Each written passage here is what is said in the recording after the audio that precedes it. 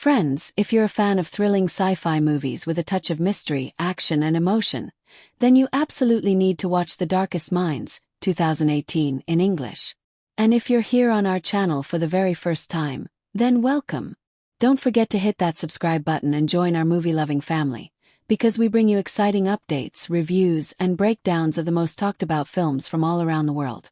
In today's video, we're diving deep into a movie that takes us into a gripping dystopian future, where young people develop incredible powers, and are hunted because of them. Yes, friends, I'm talking about The Darkest Minds, a film packed with emotion, suspense, action, and thought-provoking moments. In this video, we're not just going to tell you what the movie is about. We're going to take you on a complete journey through every aspect of The Darkest Minds. From where and how to watch it, to all the behind-the-scenes stories that shape this film. We'll cover everything from which OTT platform is currently streaming the movie to which satellite TV channels may be airing it soon. Whether you want to stream it online or catch it on cable, I'll make sure you have all the details so you can enjoy the movie hassle-free. But that's just the beginning. We're also going to explore the technical side of the movie. And trust me, there's a lot to talk about. We'll take a look at the cinematography and how the film creates a dark, suspenseful atmosphere through lighting, camera angles, and visual effects. We'll discuss the role of the editing and how it keeps the pace tight and engaging. Then there's the music department. The soundtrack and background score really elevate the emotional scenes and amplify the tension in the action sequences. I'll break down how the music adds depth and enhances the storytelling in a subtle yet powerful way. We'll also dive into the production journey of the movie. How did the filmmakers bring this dystopian world to life? Where was the movie filmed? What kind of challenges did the team face during shooting? From pre-production to post-production, we'll look at how the concept was developed, how the script was adapted from the novel, and how the final product came together. We'll also discuss the film's budget and how much it cost to make. And of course, we'll talk about the box office. How much did the movie earn globally? How was it received by audiences? And what kind of impact it had upon release? Then we'll get into the heart of the movie, the story itself. I'll give you a spoiler-free summary and share my own short review of the plot. What makes the story compelling? What are the major themes? Why do fans of young adult fiction and dystopian thrillers love it so much? I'll talk about how the movie portrays fear, freedom, rebellion, and hope through its young characters who are forced to grow up too soon in a world that sees them as a threat. And let's not forget the star cast. We'll go through the main characters and the talented actors who brought them to life. Who played Ruby, Liam, Chubbs, and Zoo? How were their performances? What did each actor bring to their role? I'll talk about which roles were most memorable, how well the cast connected with the audience, and which performances truly stood out. On top of that, I'll share some interesting and fun facts about the movie. Did you know it was based on a best-selling novel by Alexandra Bracken?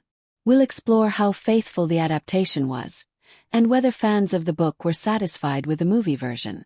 There are also some cool behind-the-scenes facts about casting choices, special effects, and even deleted scenes that didn't make it to the final cut. So friends, as you can see, there's a lot to uncover about The Darkest Minds. That's why I request you to stay with me till the end of this video. Whether you're already a fan of the movie or just discovering it for the first time, this video will give you everything you need to know. So grab your popcorn, get comfortable, and let's dive into the fascinating world of The Darkest Minds. Let's get started. Alright friends, get ready because we're about to take a deep dive into the wild, emotional, and action-packed story of The Darkest Minds. Now, this isn't your typical teen sci-fi flick. It's not just about flashy powers or dystopian gloom. It's a full-blown journey through fear, survival, friendship, betrayal, and finding your inner strength when the whole world turns against you. So sit back because this story unfolds like a ticking time bomb, and it all begins with one terrifying question. What if children suddenly became too powerful for the world to handle? Right from the beginning, the movie slams us into chaos. A mysterious disease called AN starts sweeping across the United States, and kids, just kids, not adults, begin dying by the millions. The ones who survive, well, they don't come back the same. They develop extraordinary abilities. Some can manipulate electricity, others have genius-level intelligence, some move objects with their minds, and a rare few can control or enter the minds of others. The government, instead of helping these children, immediately brands them as dangerous threats. They classify the survivors by colors based on their powers: green for enhanced intelligence, blue for telekinesis, yellow for electricity manipulation, red for fire control, and orange, the rarest and most feared, for mind control. Reds and oranges, too dangerous, terminate on sight. And this is where we meet our protagonist, Ruby Daly. She's just a scared little girl when her powers manifest. Her own parents forget her existence because of something she accidentally does to their memories. She's taken away to a brutal camp called Thurmond, one of many government-run rehabilitation centers for children with powers. But Ruby isn't a green or blue or yellow. She's an orange. She's powerful. Too powerful. And if the government finds out, she's dead.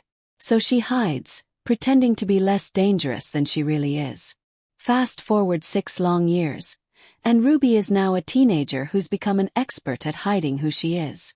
That's when she's approached by a mysterious doctor named Kate, who breaks her out of the camp. But as soon as she escapes, Ruby realizes she may have just walked into another trap. Kate is part of a group claiming to want to help kids like her, but they have their own secret motives. So Ruby does what she's had to do her whole life: run. She escapes again and ends up crossing paths with 3 other kids on the run: Liam, Chubbs, and Zoo. Now here's where the story really kicks into gear. These aren't just side characters. This is Ruby's new family. Liam is a blue with telekinetic powers, charming and protective. Chubbs is the brainiac green, skeptical and always on edge. And Zoo, the youngest, controls electricity but doesn't speak. Together they form a tight unit, and we get to watch their bond deepen with every mile they travel. Their goal: find a secret safe haven rumored to be a sanctuary for kids with powers, free from the government's grip. But of course nothing is that simple. As they journey across a devastated, paranoid America, they face bounty hunters, betrayals, and the constant fear of being caught. They start to see the world for what it really is: a place that fears what it doesn't understand. One of the most powerful emotional beats is when Ruby starts to realize that she's not just running from danger. She's running from herself. Her powers scare her. She doesn't want to hurt the people she loves. She doesn't want to become the monster that everyone assumes she is. And just when it feels like there might be hope, they arrive at the supposed safe haven, and that's where the biggest twist hits. The place is run by Clancy Gray, the president's son. He's handsome, charismatic, and the only other orange Ruby's ever met. First, he seems like the real deal. He trains Ruby, helps her understand her powers, and makes her feel like she finally belongs. But guess what? Clancy is no hero. He's a manipulative sociopath, using his powers to control others, building a secret army, and playing everyone like puppets. He's the ultimate betrayal, a kid just like Ruby who chose control over compassion. This is the story's breaking point. Ruby is faced with her biggest challenge yet: to accept who she is, to stop running, and to start fighting back. The emotional punch. She has to make an unthinkable sacrifice. In order to protect Liam, the boy who's come to mean everything to her, she erases herself from his memory. She uses her powers to make him forget her completely, giving him a chance at safety, even if it means breaking her own heart. And just like that, the story transforms again. Ruby joins the Children's League, now fully embracing her identity and her responsibility. No more hiding. No more pretending to be someone she's not. She's ready to lead, ready to resist. And while the movie ends here, you know this is just the beginning of a much bigger war. It leaves you hanging, not in a frustrating way but in a give me the sequel right now kind of way. So yeah, while The Darkest Minds follows a fairly linear timeline, it's anything but ordinary. The emotional highs and lows, the betrayals, the evolving relationships, and the inner struggles all build into a layered and compelling narrative. It's not just about powers. It's about what you do with them. It's about fear and how people react to it. It's about love, loss, and learning to choose hope over despair. Ruby's journey from scared little girl to fearless rebel leader is what makes this story not just exciting, but unforgettable. Oh, buckle up because we're going all in on the character development in The Darkest Minds. This movie might come wrapped in sci-fi packaging, but at its core, it's a story driven by its characters. Their fears, their growth, their relationships, and the choices they make when the world turns its back on them. These aren't flat archetypes or just vehicles for cool powers. They're layered, evolving human beings trying to survive in a world that's terrified of them. And every single one of them goes on a personal journey that adds weight and emotion to the story. Let's begin again with Ruby Daly, our anchor, our window into this broken world. Ruby starts off in a state of internal shutdown. She's traumatized, guilt-ridden, and terrified of herself. She's not just hiding her identity as an orange to survive. She's hiding from her own sense of self-worth.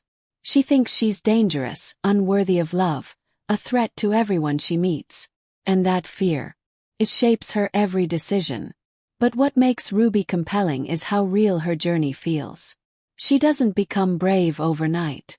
Her growth is slow and painful, built on small moments of trust, connection, and, yes, heartbreak. Her powers are terrifying, even to her. The ability to invade minds, erase memories, manipulate thoughts, and she sees them as a curse, not a gift. But the deeper the story goes, the more she learns that control doesn't have to mean corruption, and that fear doesn't have to mean surrender. Ruby's arc is all about learning to stop apologizing for her strength, and the emotional climax, when she erases Liam's memory of her to save him, is a soul-crusher. Not because it's dramatic, but because by then, you know how much that sacrifice costs her. It's not just a twist, it's the final step in a long emotional journey. Now Liam Stewart, sweet, strong, earnest Liam, is a different kind of hero. He's not flashy. He's not brooding or edgy. What makes Liam stand out is his heart. He's got the power to move things with his mind, but he's constantly trying to hold everything together with compassion. He believes in Ruby before she believes in herself. He believes in people even after the world has taught him not to. But his arc isn't just about being the good guy. It's about learning that love and loyalty aren't always enough to fix things. Liam is under constant pressure to be the leader, the protector, the one who holds the team together. But that weight wears on him. There are cracks in his confidence, doubts in his decisions, moments where he clearly wants to collapse under the burden of hope. And that's what makes him real. He's not just there to support Ruby. He's on his own journey, learning that sometimes you have to let go, even when it hurts. And in the end, when Ruby takes away his memories of her, it's not just her loss. It's his too, and it hits like a freight train. Chubbs, oh Chubbs. The character who starts off as the comic relief, the skeptical sidekick, and quietly evolves into the emotional backbone of the team. At first, he's suspicious of Ruby, abrasive, always ready with a sarcastic jab. But beneath all that, he's scared. He's calculating. He doesn't trust easily because he knows trust gets people killed. His arc is subtle but powerful. He goes from a reluctant follower to a fiercely loyal friend, the one who sees through lies and always questions authority. And when he finally warms up to Ruby, it's not because of some big dramatic moment. It's because he watches her, learns who she is, and decides she's worth the risk. His injury late in the film is a gut punch not because it's shocking, but because by that point you care about him so much. He's the brain of the group, but also the soul, the one who reminds us that strength isn't always flashy. Sometimes it's quiet, stubborn, and unshakable. And then there's Zoo. Precious, powerful Zoo. She doesn't speak a word for most of the movie, but that silence says volumes. Zoo represents innocence in a world that's tried to crush it. She's the youngest of the group, the one everyone instinctively wants to protect. But don't mistake her silence for weakness. She's capable, brave, and wise beyond her years. Her power, controlling electricity, is symbolic. She's a spark in the dark. She doesn't get as much dialogue, but her character doesn't need it. Her actions speak. Her eyes tell you everything. And when she chooses to leave the group, it's not a child running away. It's someone making a difficult, grown-up decision. She knows she's a target, and she leaves not out of fear, but out of love. Zu's arc is one of silent strength and quiet resolve, and she leaves a lasting impression long after she exits the screen. And then there's Clancy Gray. The wild card. The curveball. The character you want to trust but probably shouldn't. Clancy is the son of the president, an orange just like Ruby, and the face of the supposed safe haven. At first, he's everything Ruby needs. Understanding, patient, powerful, and not afraid of her. For a while, he's the only person who really gets what it feels like to be her. But the brilliance of his character lies in the slow reveal. You start to notice the cracks, the way he talks about other kids, the way he treats Ruby like a project instead of a person, the subtle manipulations. Clancy isn't just a villain. He's the cautionary tale. He's what happens when someone powerful decides the end always justifies the means. He's charismatic, complicated, and dangerous in the most insidious way, because he believes he's right.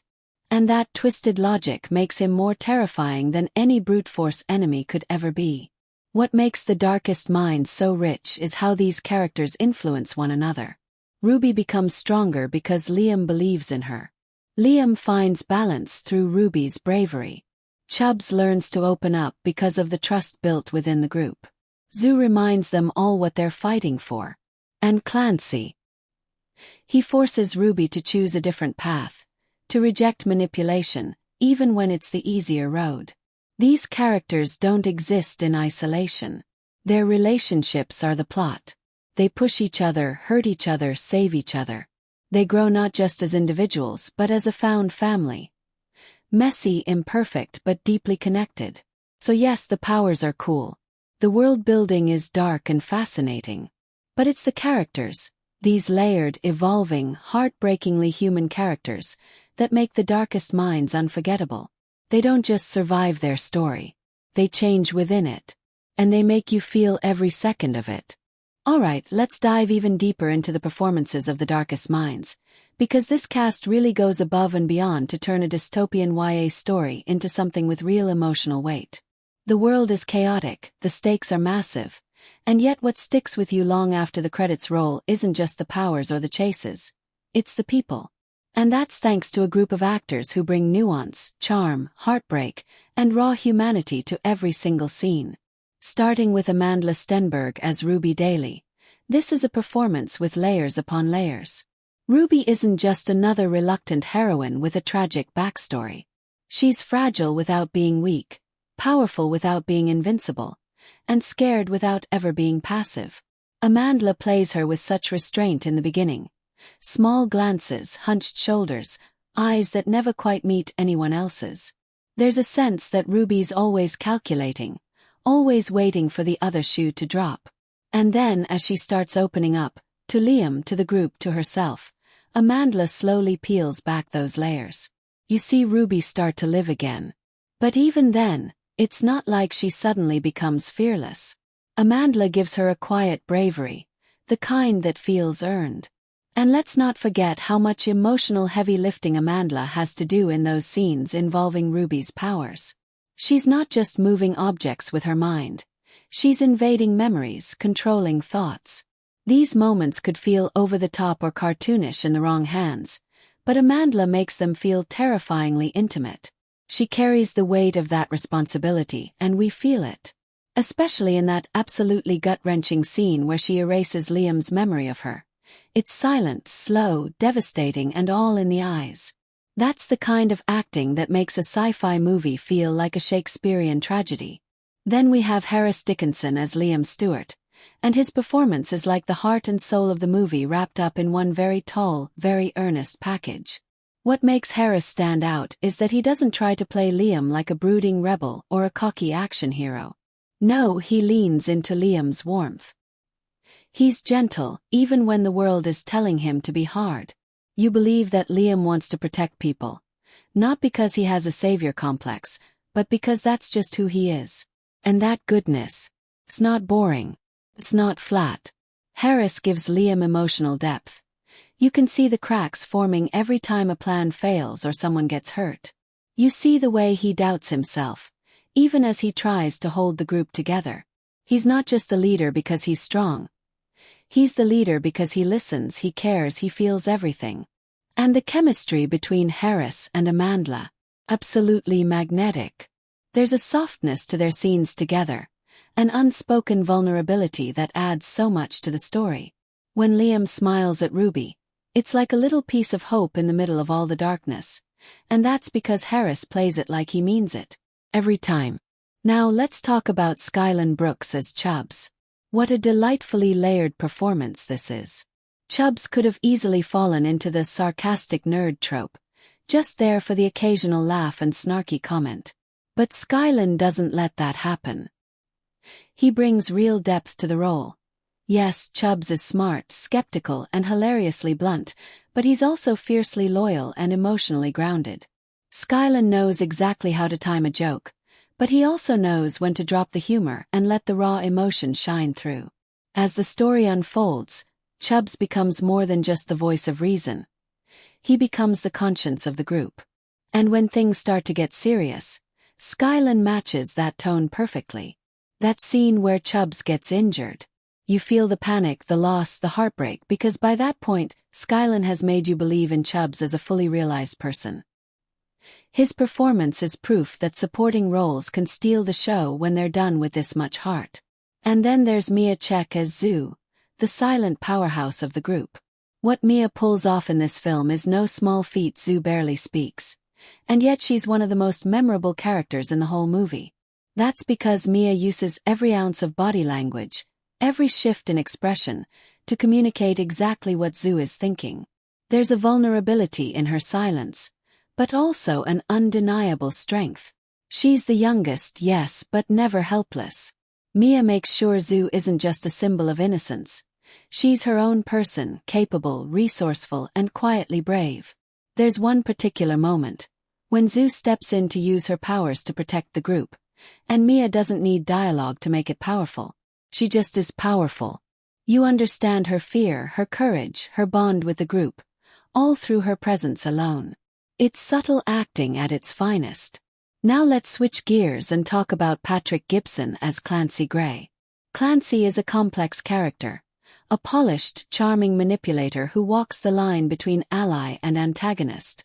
And Patrick nails that duality. When we first meet Clancy, he seems like the answer to everything Ruby's been afraid of. He's confident, calm, seemingly in control of his powers. Patrick plays him like a beacon of hope, and that's what makes the eventual twist so impactful. 'Cause the shift is slow. He doesn't suddenly become evil. Patrick lets the mask slip bit by bit. A look that lingers too long, a phrase that feels a little too rehearsed, a smile that doesn't reach the eyes. You start to realize that Clancy isn't just morally gray. He's dangerous. But he believes he's the hero of the story. And Patrick sells that belief so well that even when you know he's manipulating people, you almost want to believe him. That's some next-level villainy, done with charm and precision. Even the adult characters, like Mandy Moore as Kate, bring a groundedness to the film. Kate's role is tricky because she represents the blurry moral line of doing the right thing in a messed-up system. Mandy doesn't overplay it. She brings just enough warmth and weariness to make Kate feel real, like someone trying to fix the world from within, even if it means making tough calls. It's a small role, but Mandy gives it enough emotional punch to make you care. The magic of The Darkest Minds is that even with its sci-fi premise and dystopian setting, the actors never lose sight of the human core. The powers aren't what make the characters interesting. It's the emotions, the relationships, the inner battles. And this cast gets that. They don't just play roles, they inhabit them. Every look, every line, every moment on screen is infused with intention. Whether it's Ruby's quiet resolve, Liam's soft strength, Chubb's stubborn honesty, Zoo's silent courage, or Clancy's polished deceit, these performances don't just serve the plot. They elevate it. They make the story breathe. They make it matter. Alright, let's really unpack Jennifer Yuh Nelson's direction in The Darkest Minds, because there's a lot happening beneath the surface that shapes the entire experience of the film. Jennifer, coming from an animation background where every frame is meticulously crafted, brings a distinctive style and emotional intelligence to this live-action adaptation that's rare for a first-timer in the genre. She doesn't just tell a story, she feels it, and that feeling comes through in how the film looks, sounds, and moves. The director's choices ripple through every moment, giving the movie a heartbeat that's often missing in YA sci-fi flicks. Right off the bat, Jennifer sets the tone with a palpable sense of bleakness and isolation, but it's done in a way that feels deeply personal rather than just post-apocalyptic cliché. The color grading leans heavily on muted, cold tones, grays, blues, washed-out greens, that give the environment this somber, almost ghostly quality. It's like you're walking through a world that's been stripped of its vitality. But she's careful not to make it visually monotonous. Instead, she uses light and shadow in inventive ways to hint at moments of hope or danger. Sometimes a single shaft of sunlight cutting through a window or the warmth of a campfire is all it takes to remind us that there's still life and connection buried beneath the ruins. That's her directing style. Subtle but intentional, planting little emotional cues through the visuals rather than spelling everything out. The pacing is another masterstroke in Jennifer's toolkit. The film doesn't rush headlong into action as many YA dystopias tend to do. Instead, she takes her time laying the emotional groundwork, letting the audience sit with the characters' fears and hopes. The early scenes with Ruby in confinement, for example, linger just enough to immerse us in her loneliness and trauma. Jennifer understands that the stakes aren't just external threats, they're internal battles. So she slows the rhythm when it counts, allowing silences to speak volumes and giving the actors space to deliver performances that resonate on a more intimate level. When the action sequences do kick in, they hit with a satisfying punch because they're spaced out thoughtfully and feel earned within the story's emotional beats. Her approach to shot composition is equally thoughtful. There's a beautiful contrast between wide, open landscapes and tight, claustrophobic interiors. The deserted highways and empty buildings reinforce the theme of isolation, while the close-ups on characters' faces remind us that even in this harsh world, human connection is central. Jennifer often frames Ruby and her friends in ways that emphasize their vulnerability. Sometimes they appear small within a vast, broken world, which visually reinforces their precariousness. But when they band together, the shots shift to tighter groupings that visually symbolize their growing strength and unity. This visual storytelling is subtle but incredibly effective. It deepens the narrative without needing extra dialogue. One of Jennifer's most impressive moves is how she handles the depiction of superpowers. Instead of leaning into flashy CGI or spectacle, she opts for a restrained, almost minimalist approach that highlights the emotional and psychological toll these abilities take on the characters. For example, when Ruby uses her telekinetic powers, the world around her blurs and distorts, a clever stylistic choice that immerses the audience in her subjective experience. It's not just about the visual impact, it's about understanding that these powers are a source of pain, fear, and loss of control.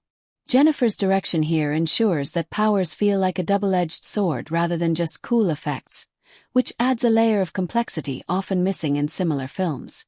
Jennifer also brings a keen sense of character-driven storytelling to the film's ensemble scenes. The road trip structure could have easily fallen into clichés, the band of misfits trope, but her direction makes these moments feel fresh and real. She encourages the actors to find moments of awkwardness, tension, and even humor that make the relationships believable. The group doesn't magically become a team overnight. We see their struggles, their clashes, their doubts, and ultimately their moments of trust. The naturalistic performances she draws out from the cast speak to her ability to nurture emotional authenticity in a genre that can sometimes feel stiff or overly scripted.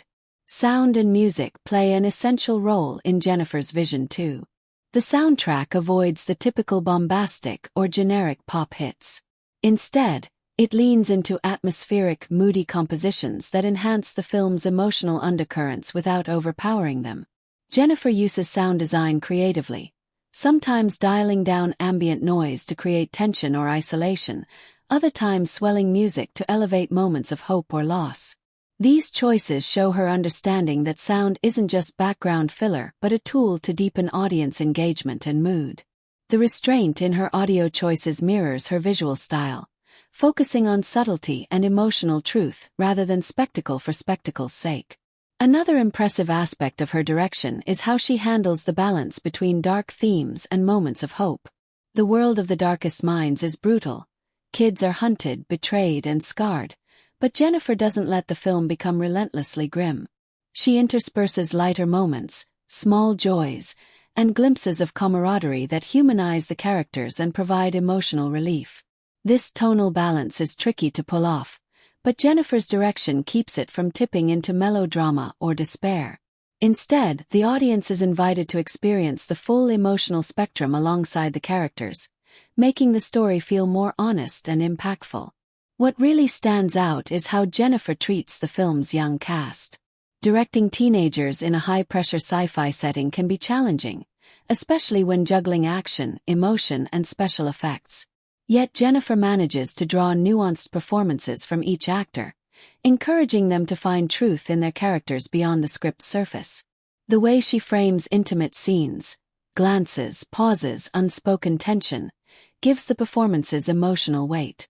You can sense a collaborative atmosphere on set where the actors trust her guidance and feel safe exploring the complexity of their roles. Overall, Jennifer Yuh Nelson's direction shapes The Darkest Minds into more than just another dystopian teen adventure. Her careful tone setting, visual storytelling, pacing, and ability to elicit strong performances combine to create a film that feels emotionally alive and visually distinct.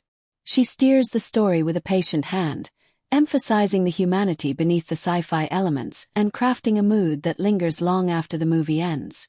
The result is a film that might not reinvent the wheel but definitely puts its own thoughtful, heartfelt spin on the genre, making Jennifer's debut live-action directorial effort a noteworthy achievement in the landscape of YA adaptations. Let's dive even deeper into the cinematography of The Darkest Minds because it's not just a series of pretty pictures. It's a masterclass in visual storytelling that works hand in hand with the narrative to immerse you in this dark, complicated world. From the very first frame, the way the camera moves, what it chooses to show or hide, how light dances or fails to across the scene, all come together to create an atmosphere that's thick with tension, vulnerability, and a strange kind of fragile hope. The cinematographer's eye here isn't just capturing a story. It's shaping how you feel every step of the way. One of the standout aspects is the use of camera angles that are both purposeful and emotionally charged. The film loves playing with perspective to keep us on edge. For instance, low-angle shots are frequently used when characters want to appear powerful or defiant, like Ruby when she's harnessing her powers or standing up against threats. But the cinematographer flips that on its head by contrasting these moments with high-angle shots that make the same characters look small, overwhelmed, or exposed. This dynamic use of angles is almost like a visual roller coaster reflecting the emotional highs and lows of the characters. It's a constant reminder that power is fleeting, and vulnerability is never far away. Speaking of vulnerability, the framing is often tightly focused on characters' faces or bodies, sometimes isolating them in the frame to emphasize loneliness or internal struggle. In group scenes, the framing shifts to show physical distance between characters, empty space between them, visually reinforcing fractured relationships or mistrust. And then, as alliances form and trust builds, the framing subtly tightens, pulling characters closer together in the shot to suggest unity and support. These visual choices are so cleverly woven in that you don't even realize how much they're influencing your emotional response until you look back and see the pattern. It's like the camera itself is narrating the story of connection and isolation alongside the characters. Lighting plays an equally powerful role. The cinematographer opts for naturalistic lighting that grounds the film in a gritty realism, but also allows for dramatic contrasts between light and shadow. There's a lot of use of shadows here, sometimes casting entire faces or scenes into darkness, other times partially obscuring characters to suggest secrets and hidden fears. These shadows aren't just stylistic flourishes. They create a palpable sense of danger and uncertainty, reflecting the unpredictable world the characters live in. On the flip side, moments bathed in warm or soft light often feel like rare respites, fleeting moments of comfort or hope that remind us life isn't entirely bleak. One particularly striking use of lighting occurs in the scenes where Ruby uses her powers. Here, the lighting shifts dramatically, often growing colder, sharper, or more intense, emphasizing the emotional weight and physical toll her powers exact. The interplay between the harsh, sometimes sterile light and the swirling darkness of her abilities creates a visual metaphor for her internal battle, the clash between control and chaos, fear and strength. Camera movement is another essential tool in the film's cinematography arsenal. Handheld shots during chase scenes or moments of crisis inject energy and immediacy, giving a shaky, unsteady feel that puts you right in the character's shoes. It's like you're running alongside them, heart pounding, unsure who or what is around the next corner. Conversely, smooth tracking shots or slow pans during quieter moments let you breathe and absorb the emotional gravity, allowing tension to build gradually. This contrast in movement style helps keep the film's rhythm engaging, balancing adrenaline-fueled sequences with introspective pauses. The cinematographer also uses depth of field skillfully to direct your focus and add layers to the imagery. Shallow focus is often employed during key emotional beats, blurring the background so that all attention is on a character's expression or reaction. This technique pulls the audience deeper into the character's perspective, isolating them visually in moments of emotional intensity. It's a simple but effective way to create intimacy and draw viewers closer to the psychological core of the film. There are also some visually poetic choices with reflections and framing within frames. Scenes where characters are seen through cracked glass, mirrors, or doorways not only add visual interest but also reinforce themes of fractured identity, entrapment, and the desire for freedom. These shots invite you to pause and consider how the characters are trapped, not just physically but emotionally and socially. It's a clever way to layer meaning into the visuals without having to spell everything out in dialogue.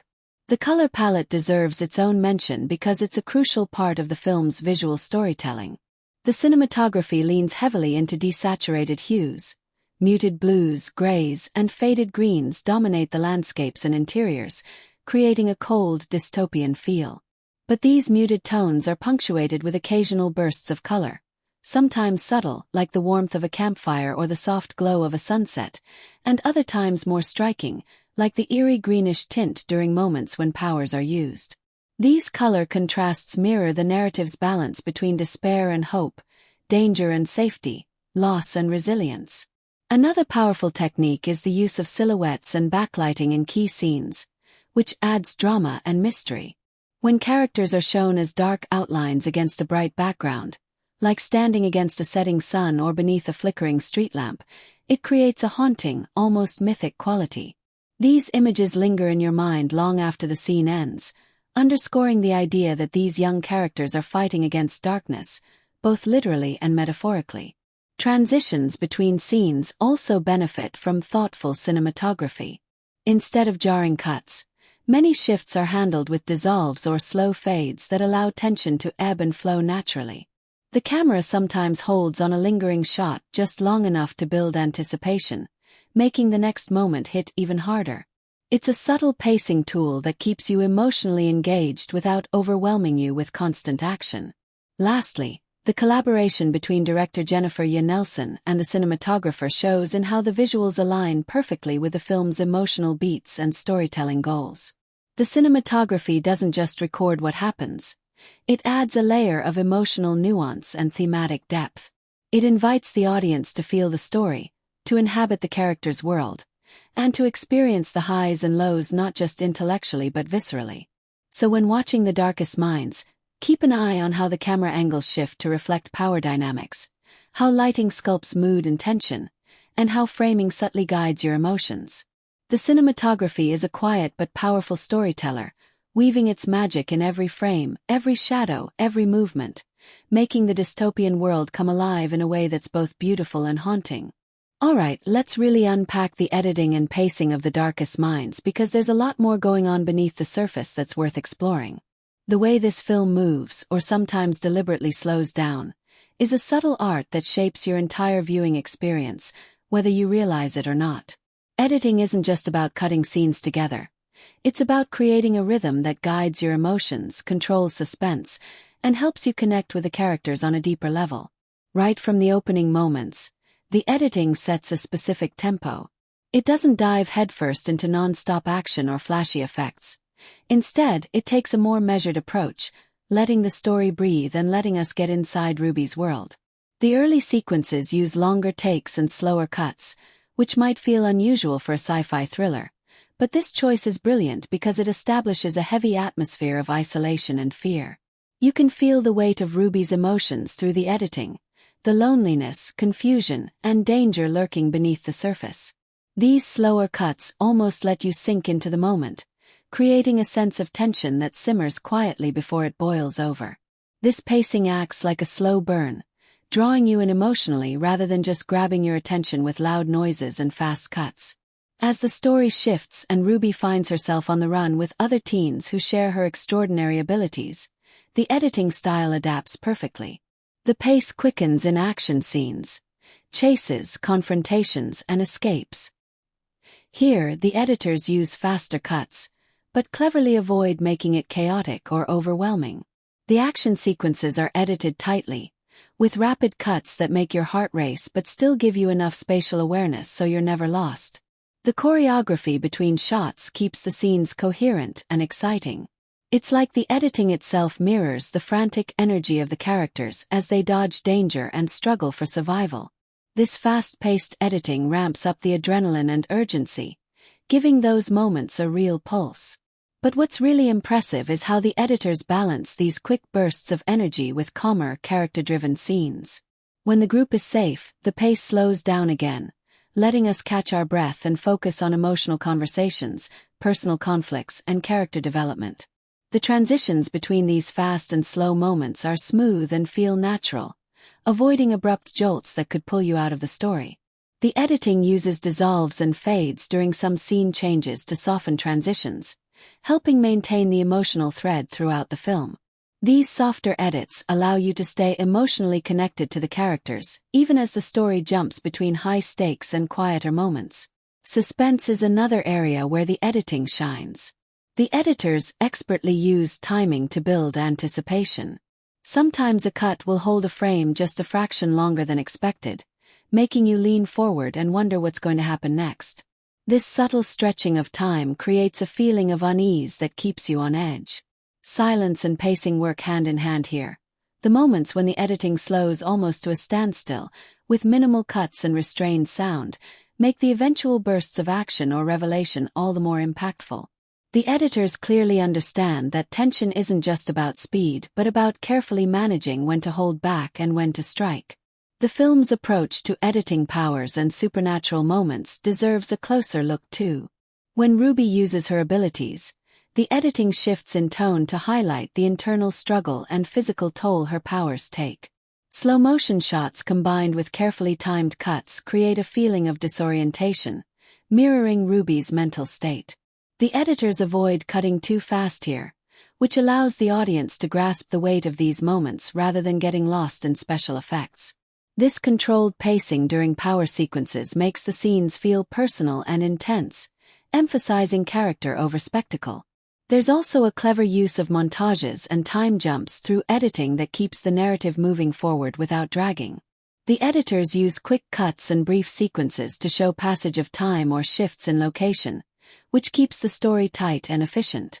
This pacing technique prevents the film from getting bogged down in unnecessary details, while still ensuring the story feels continuous and coherent.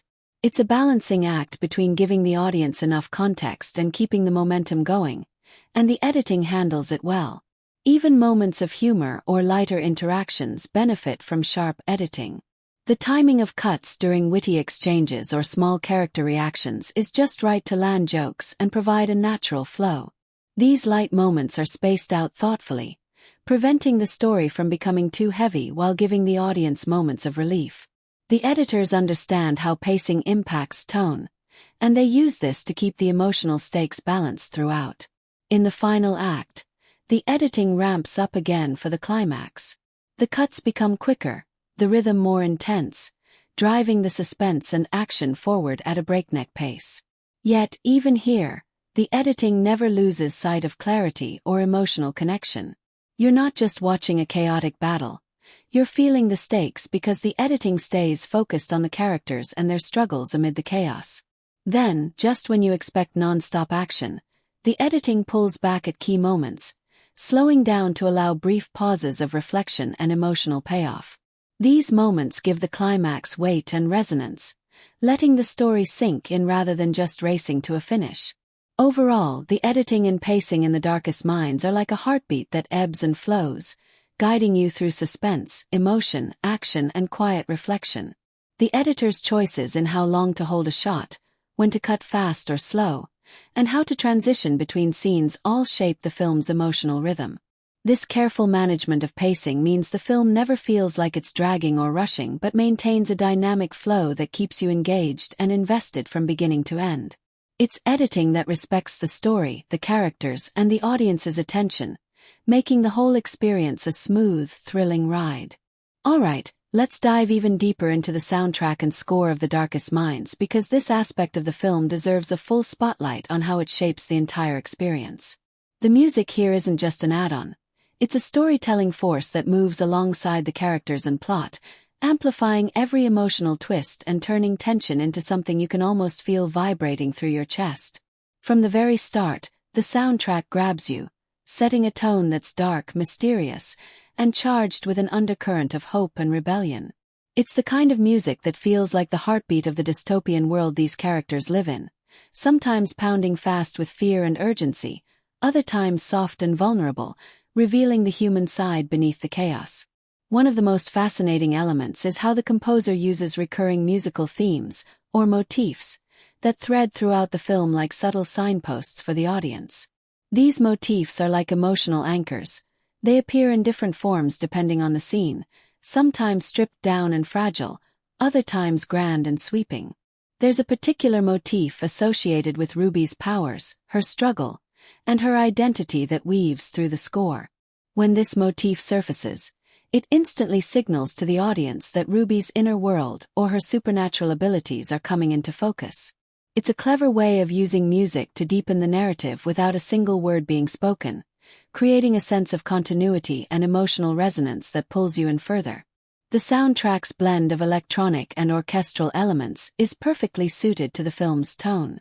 The electronic layers, pulsing synths, sharp beats, atmospheric textures, give the score a modern, edgy vibe that reflects the harsh, futuristic environment the characters navigate.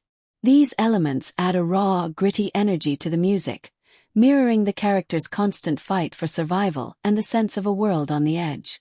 At the same time, the orchestral components, lush strings, delicate piano melodies, and soaring brass, bring a warmth and emotional depth that balance the harshness. This combination allows the score to shift fluidly between moments of high tension and those that are quieter and more introspective. For example, during chase scenes or confrontations, the electronic sounds drive the action forward with intensity and urgency. But when the characters face personal challenges or moments of doubt, the orchestral music softens and pulls the audience into the emotional core of the story. What's especially impressive is how the soundtrack respects the scenes it accompanies.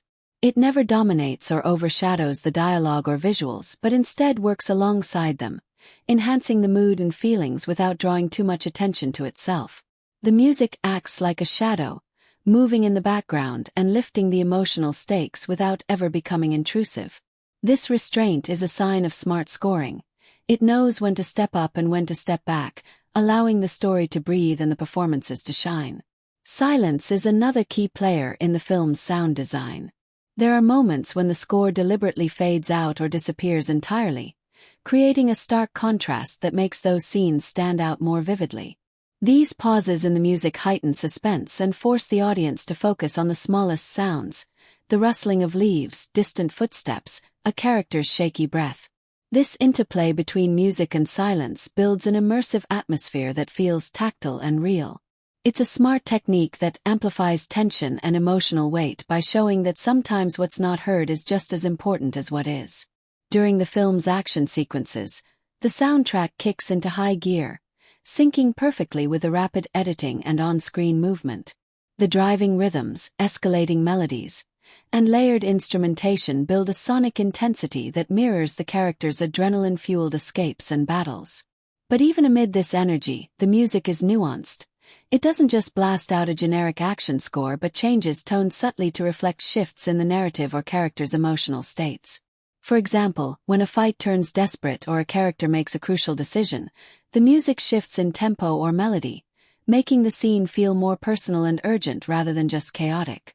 There are also moments when the music introduces more ethereal, mysterious sounds, chimes, distant echoes, and haunting tones that hint at the supernatural aspects of the story.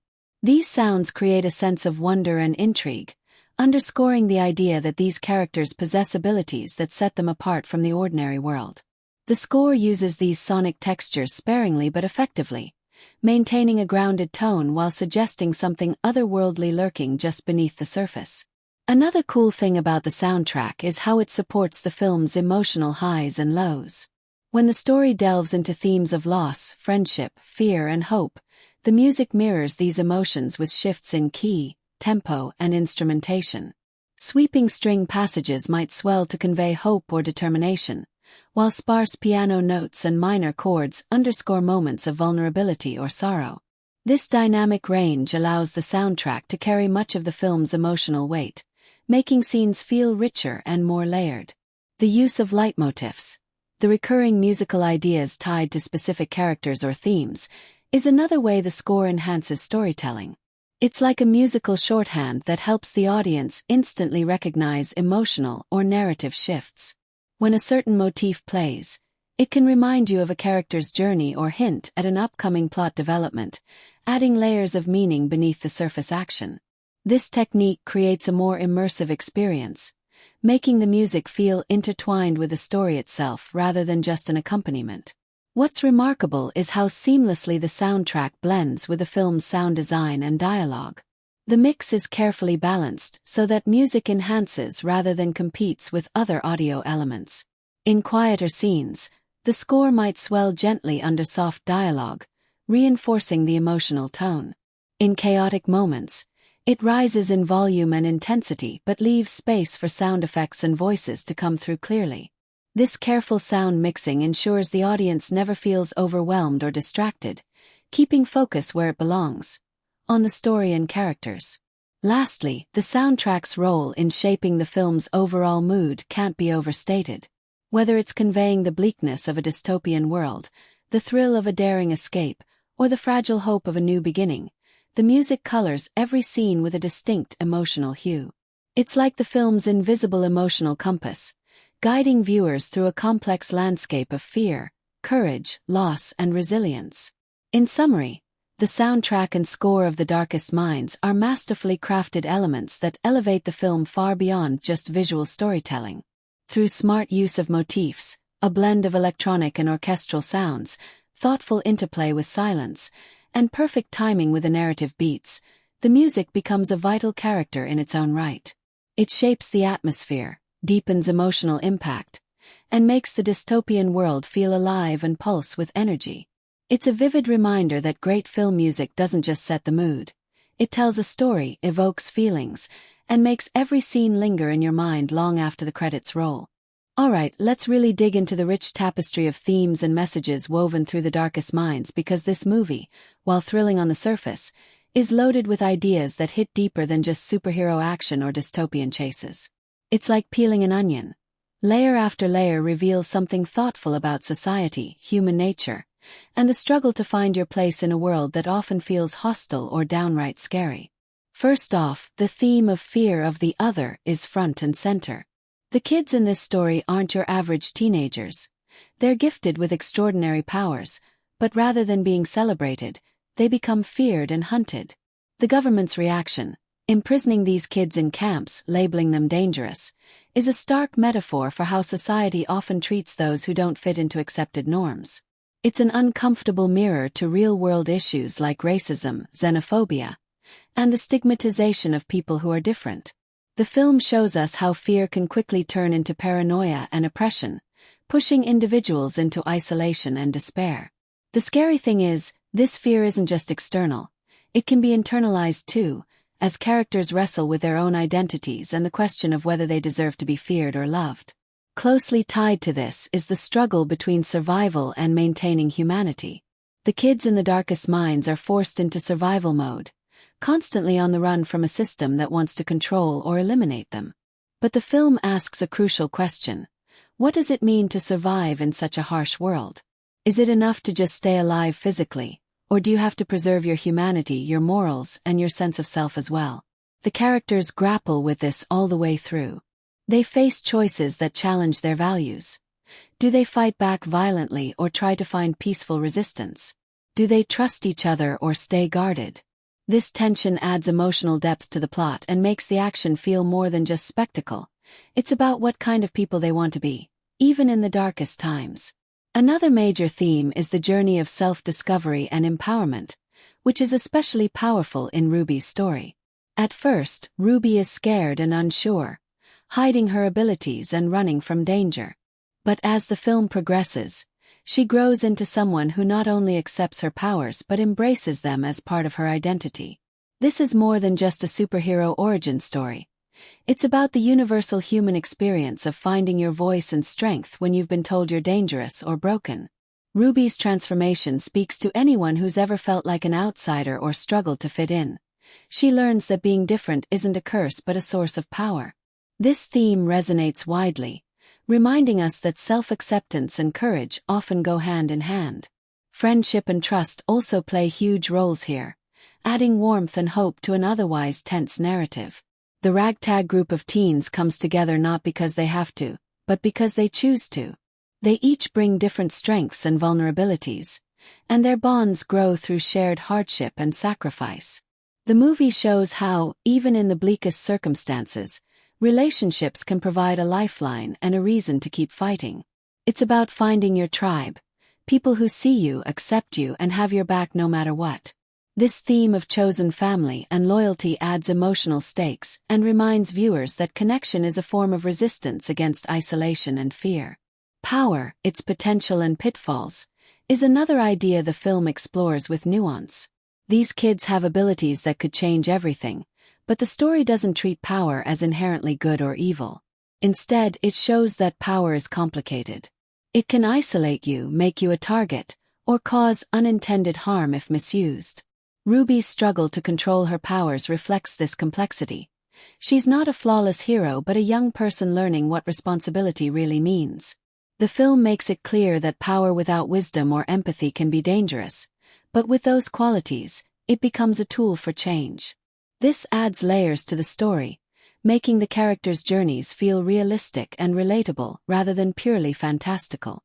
Technology and government control form the ominous backdrop against which the story unfolds. The oppressive system monitoring and imprisoning these kids raises timely questions about surveillance, personal freedom, and the abuse of authority. It taps into current anxieties about how far governments or institutions might go in the name of security. The film acts as a cautionary tale about what happens when fear and control override compassion and human rights. It invites viewers to think critically about the balance between safety and freedom, especially in a world increasingly dominated by technology and data. Finally, and perhaps most importantly, there's a persistent thread of hope woven throughout the film. Despite the dark setting and constant danger, the story suggests that change is possible, that even the smallest voices can spark revolutions, and that resilience, courage, and unity can overcome even the most oppressive systems. This hope is not naive or sugar-coated. It's hard-earned through loss, struggle, and sacrifice. The characters don't just survive. They fight to build a future where they can be free. This message leaves a lasting impression, encouraging audiences to believe in the power of resistance and the possibility of a better world. So, beneath all the chase scenes, superpowers, and dystopian thrills, The Darkest Minds is really about identity, acceptance, power, and the fight against fear and injustice. It uses its sci-fi setting not just for spectacle, but as a lens to explore what it means to be human in a world that often rejects difference. The film's themes are complex and layered, delivered with enough heart and grit to keep you hooked, while also making you think long after the credits roll. It's a story about finding your place, standing up for who you are, and never giving up hope, even when everything seems stacked against you. Let's take a closer look at the visual effects and CGI in The Darkest Minds, because these elements play a huge role in shaping the film's atmosphere and making the story feel alive, even though it's set in a dystopian future full of superpowered teens on the run. What's really interesting about the effects here is how thoughtfully they're woven into the fabric of the movie. They don't just exist for flashy spectacle. They're carefully crafted to help tell the story, enhance the mood, and keep you immersed in this high-stakes world. First off, the way the CGI blends with the film's environment is impressive. You don't get that jarring sense of "this is fake" that sometimes pops up in sci-fi and fantasy films. Instead, the effects feel like a natural part of the world. Whether it's subtle highlights that hint at a character's powers awakening or bigger, more explosive moments, the digital effects are carefully dialed in to enhance the story without overwhelming it. This approach keeps the audience grounded and invested, which is key in a movie where you're following a group of young characters struggling for survival against overwhelming odds. A big part of why the visual effects work so well is the seamless integration between CGI and practical effects. The filmmakers smartly use practical effects, like real stunts, physical props, and makeup, to create a tangible, gritty feel. This grounding in reality makes the digital elements pop even more. For example, when a character's power causes objects to move or minds to be controlled, you often see real-world impacts like objects shifting or characters reacting physically, which helps sell the illusion that these powers actually exist in this universe. The mix of practical and digital effects keeps things feeling authentic and visceral, which makes the suspense and action scenes hit harder. When it comes to the depiction of powers themselves, the CGI is handled with a nice balance of restraint and flair. The glowing eyes, energy bursts, and telekinetic movements are visually striking but never over the top or gaudy. Instead, these effects serve as visual extensions of the character's emotions and mental states. For example, Ruby's powers don't just look cool. Their visual representation helps us understand her inner turmoil and the danger she represents to herself and others. This adds a layer of emotional depth to the effects, making them feel like part of the characters rather than just visual noise. The visual effects also do a great job of supporting the film's broader world building. From desolate quarantine camps to intense chase sequences in urban environments, the CGI helps build a convincing dystopian setting that feels oppressive and dangerous. Explosions, debris, and other large-scale effects are polished and impactful without overshadowing the human drama at the story's core. The effects help raise the stakes visually, showing just how perilous the kids' world has become, but always in service of the narrative rather than just spectacle. Another fascinating aspect is how the visual effects communicate psychological and emotional themes. The powers in the film are not merely physical phenomena. They symbolize the characters' fears, strengths, and vulnerabilities.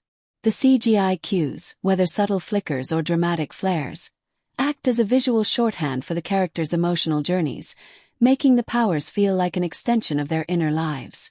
This makes the effects more than eye candy. They become storytelling tools that deepen our connection to the characters and their struggles. Of course, there are moments when the CGI reveals its digital nature more clearly, but these are relatively few and don't distract much from the overall experience. The practical effects and strong production design often carry the weight of realism, which means that when the digital effects do step in, they feel like natural enhancements rather than jarring intrusions.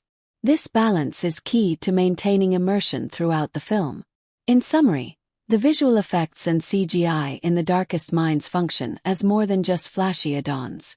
They are integral to the storytelling, carefully calibrated to support the emotional weight and world-building of the film.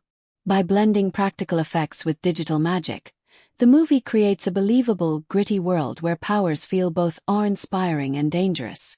Whether it's a quiet moment of subtle power or a big action set piece, the effects enhance the narrative without stealing the show, making the entire experience immersive, exciting, and emotionally resonant.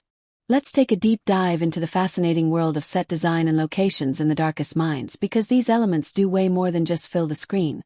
They actively shape the mood, tone, and storytelling in ways that pull you into the gritty, dangerous universe these characters are trying to survive in.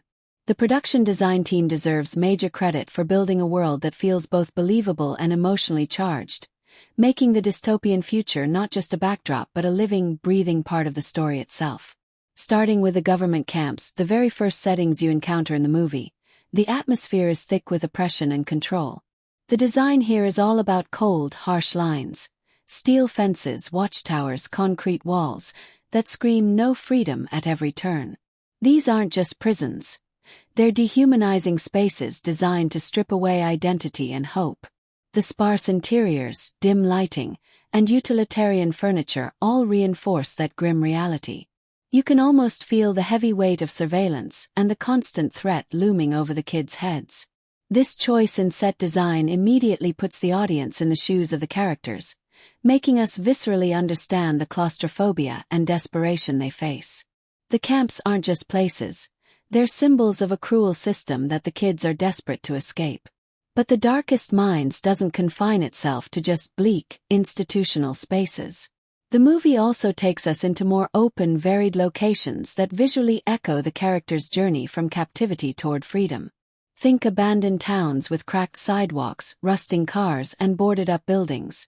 Places that feel forgotten by society but still hold echoes of past life. These locations bring a gritty realism to the film and add layers of texture and depth. Overgrown forests and desolate highways pepper the story with a sense of wildness and danger, reminding us that nature persists even when society falls apart. The contrast between these open, sometimes haunting landscapes and the claustrophobic camps underscores the stakes of the characters' flight and their hope for something better, even if the future is uncertain. What really elevates the set design are the small, intimate details tucked throughout these locations. The props scattered around, tattered backpacks, handmade weapons, scraps of clothing, aren't just filler. They tell stories of survival and resilience. Each worn-out object hints at past struggles and the resourcefulness of the kids trying to stay alive. These details make the world feel lived in and authentic, avoiding the trap of looking like a polished movie set. Instead, the environments feel weathered by time and hardship, which makes the emotional beats of the story land harder because everything looks like it belongs in that tough, unforgiving world. Another smart move in the production design is how the physical spaces shift along with the story's emotional rhythm. Early on, everything feels tense and hostile, cold metal cages and fenced compounds, but as the characters find moments of safety and friendship, the sets become a bit more inviting. Makeshift camps with rough tents and fires, spots where characters gather and connect, these places feel warmer and less threatening. This evolution in the environments parallels the characters' own journeys from isolation and fear toward trust and hope. It's a subtle storytelling trick that adds an extra emotional layer without calling attention to itself. Visually, the locations balance gritty realism with cinematic flair. The film avoids going too over the top with dystopian tropes or futuristic embellishments, instead opting for places that could realistically exist in a near-future America unraveling under pressure. This choice grounds the story and makes it more relatable. The urban decay, rural isolation, and run-down interiors all feel plausible and create a consistent tone that keeps you engaged. Whether it's a tight, suspenseful scene inside a claustrophobic cell or a fast-moving chase through empty streets, the set design keeps the tension tight and the atmosphere charged. Speaking of the near future, the production design cleverly handles futuristic elements in a way that feels subtle and believable. Instead of flashy, high-tech gadgets or gleaming buildings, the government facilities look institutional and somewhat dated, reflecting a society that's fallen on hard times. This design choice helps maintain suspension of disbelief because it feels like a logical extension of our current world rather than a sci-fi fantasy. The world building is consistent and believable, so the audience can focus on the story and characters rather than being distracted by flashy tech that doesn't fit the tone. The color palette throughout the sets also plays a big role in setting the mood. Muted tones dominate, grays, browns, and faded greens, contributing to the feeling of decay and despair. Occasional bursts of color, like a worn-out jacket or a flicker of firelight, stand out against this backdrop, symbolizing small pockets of life and hope in a harsh environment. This careful use of color in set design subtly guides the audience's emotions without being heavy-handed. The production design team's work also shines in the way they make each location serve the story's pacing and intensity. Tight, confined spaces ramp up tension and claustrophobia in suspenseful scenes, while more open, rugged environments allow for thrilling action sequences and moments of respite. This variety keeps the visual storytelling dynamic and helps maintain the viewer's interest from start to finish.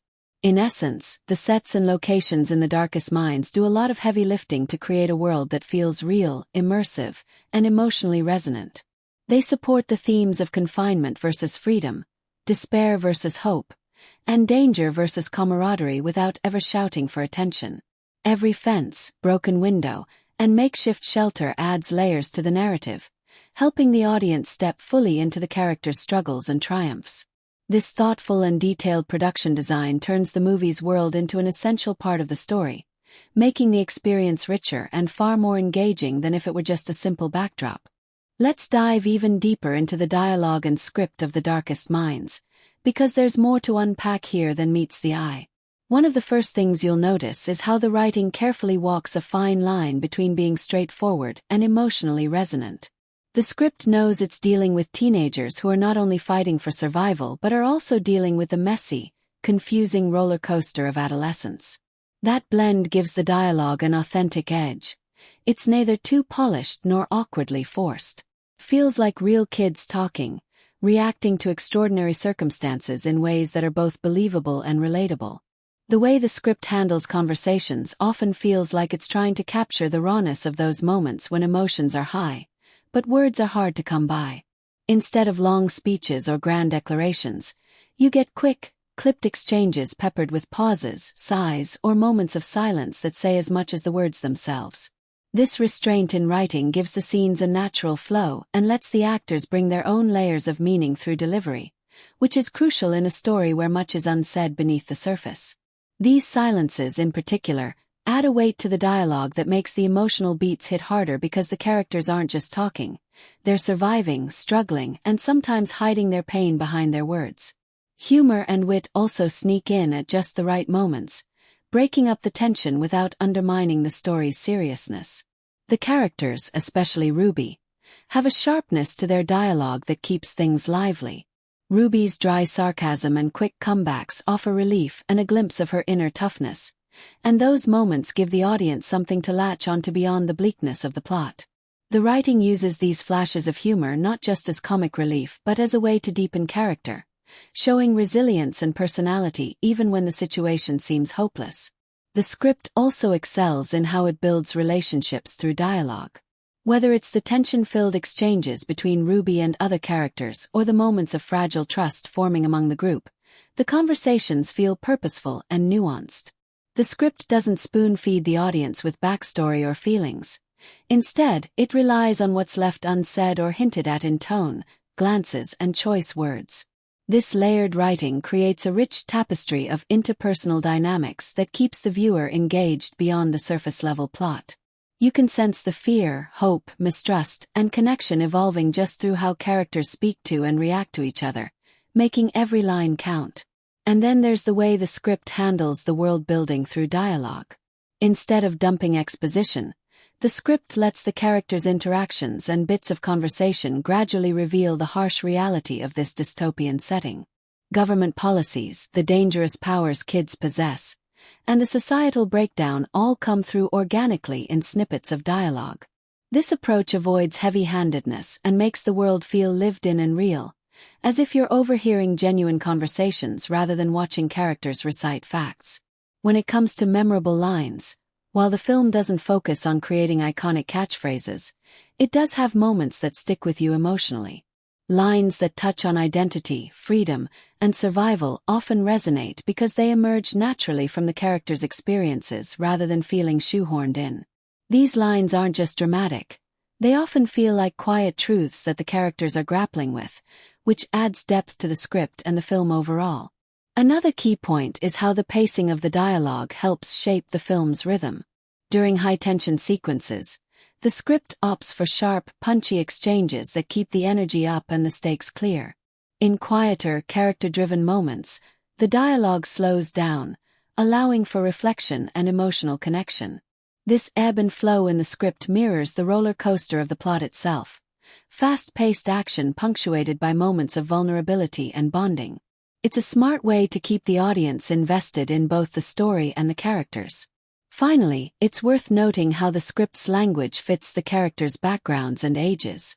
The dialogue feels appropriate for teenagers who are hardened by their circumstances but still young enough to experience doubt, anger, and hope in raw ways. The writing doesn't try to be overly sophisticated or stylized. It's accessible and direct, which helps the audience relate to the characters as real people rather than distant heroes or villains. All in all, the script and dialogue of The Darkest Minds bring the world and its characters to life with a mix of realism, emotional depth, and just the right touch of wit. The conversations feel natural and purposeful, building relationships and advancing the story without ever feeling forced. It's a solid foundation that supports the performances and the overall mood of the film, making the dystopian tale more immersive and emotionally engaging for the audience. Alright, let's dig even deeper into how The Darkest Minds tackles its genre, and what makes it both a familiar ride and a somewhat fresh take in the crowded young adult dystopian landscape. First off, this movie knows exactly where it belongs. It's part of that post-apocalyptic, superpowered teen rebellion genre that's been popular since The Hunger Games and Divergent hit the scene. You can spot the usual suspects right away. A government that's more villainous than helpful, kids with powers they don't fully understand or control, secret camps where these kids are held against their will, and a ragtag band of misfits who must learn to trust each other if they're going to survive. It's a recipe that has been served before, but the question is, how does The Darkest Minds spice it up, or does it just play it safe? One of the key strengths in the way this film handles genre conventions is its commitment to emotional depth alongside the action. Unlike some entries in this genre that focus heavily on the spectacle, flashing powers, big explosions, non-stop chases, The Darkest Minds takes time to explore the internal struggles of its characters. This isn't just about fighting a dystopian government. It's about what happens to these teenagers when their abilities make them outcasts, labeled dangerous and unwanted. The story dives into themes of identity, fear, and belonging, which adds a psychological and emotional layer that helps the film stand out from a sea of similar plots. It's like the movie says, yes, there's big action ahead, but first, let's understand how broken and brave these kids really are. The film's narrative may lean on some familiar tropes, but it's the way these tropes are delivered that matters. Take the reluctant hero archetype. Ruby fits this role perfectly, but she's not just a cliché figure. She's layered with doubts, fears, and a fierce will to survive, making her feel more human and relatable. The script avoids turning her into a superhero stereotype and instead focuses on her vulnerabilities, which is refreshing in this kind of story. The supporting characters, too, aren't just placeholders. They each have distinct personalities, powers, and motivations, and their interactions feel organic rather than forced. This character focus helps the movie steer clear of feeling like a predictable checklist of genre clichés. Humor is another area where The Darkest Minds plays smartly within the genre. You might expect this kind of film to be relentlessly grim, but it peppers in witty remarks and moments of levity that feel earned. These moments of sharp dialogue and dry humor not only humanize the characters but also provide much-needed relief from the tension and darkness. The balance of humor and seriousness is crucial. It keeps the film from becoming emotionally overwhelming and allows the audience to connect with the characters on a more personal level. This clever tonal balance is a subtle but effective way the film distinguishes itself in a genre that sometimes takes itself too seriously. When it comes to the action and suspense, The Darkest Minds understands the importance of pacing and stakes.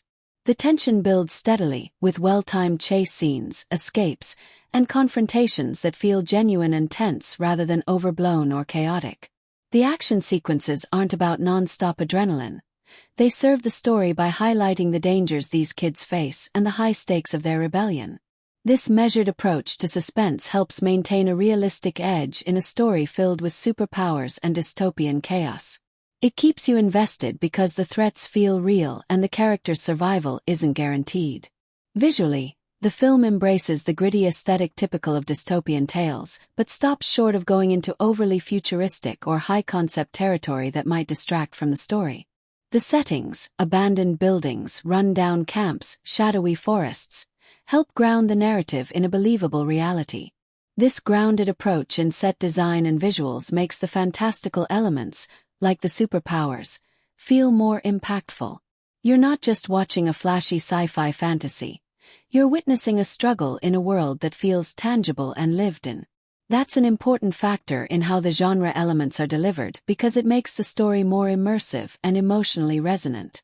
At the same time, the film isn't afraid to lean into some genre staples, like secret government experiments, the quest for freedom, and the bonds formed through shared hardship, but it does so with enough sincerity and detail that these elements don't feel tired or lazy. Instead, they come across as parts of a larger, carefully constructed world. The story doesn't just toss these elements in to fill time. It uses them to explore ideas of power, control, and resistance, which are central themes in the genre but given a fresh coat of paint here. The film's balance of drama, action, suspense, and humor makes for a layered experience that can appeal to fans who crave more than just surface-level excitement. The emotional stakes, combined with the thrilling moments, keep the audience hooked. You get the adrenaline rush when it's time for the chase or fight, and then the quiet, poignant moments when characters face their fears or make tough choices. This interplay between tension and release is a classic storytelling technique that the film uses effectively to maintain engagement. In short, The Darkest Minds embraces its genre with a knowing wink. It respects the conventions that fans love while injecting enough character depth, emotional complexity, and tonal variation to keep things fresh and interesting. It doesn't reinvent the wheel, but it certainly tunes it up, making for a ride that's both familiar and surprisingly engaging.